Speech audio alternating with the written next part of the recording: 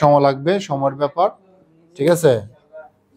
সময়ের ব্যাপার, সবকিছু ধৈর্য ধরতে হবে আপনাকে। হ্যাঁ, রাকিব আসছে ব্রাহ্মণবাড়িয়া থেকে, ওর বয়স হচ্ছে 23 বছর। তার সমস্যাটা হচ্ছে সে জন্মের পর থেকেই এই খিঁচুনি হয়েছিল।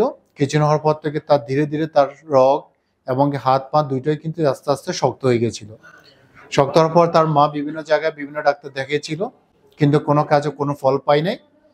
এই ডাক্তার অর্থ ফেনরিলি ফয়েল দিয়ে আমরা ওকে ম্যাচ করে দিচ্ছি।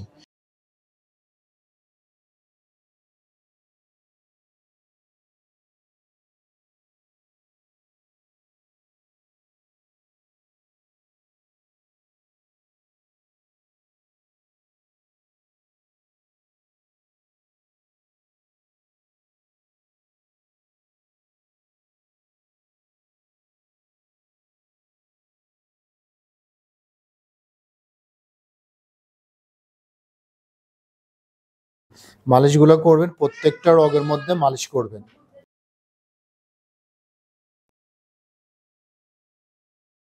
প্রতিদিন 2 থেকে 3 বার 10 থেকে 15 মিনিট পর্যন্ত আপনাকে ধীরে ধীরে ধীরে ধীরে এই প্রত্যেকটা রগের মধ্যে মালিশ করতে হবে। এই জায়গাটা আপনার তো অনেকদিন শক্ত হয়েছে, আপনার এই যে রগগুলা, হ্যাঁ, রগের কারণে ধীরে ধীরে ধীরে ধীরে হাতগুলা সে সোজা করতে পারে না, এবং কি আপনাকে আস্তে আস্তে অয়েল দিয়ে গরম করতে হবে জায়গাটা। পাশাপাশি ওষুধ যেগুলো খাচ্ছেন সেগুলো চলবে।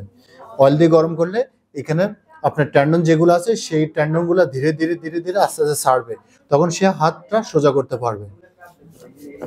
আর পাশাপাশি তেল লাগায় এই জায়গাটা যখন সফট হবে, সাথে সাথে ব্যায়াম করে দিবেন একটু, তাহলে কি হবে, রক্তটা একটু বাড়লো আবার কমলো, বাড়লো কমলো, বাড়লো কমলো, ঠিক আছে?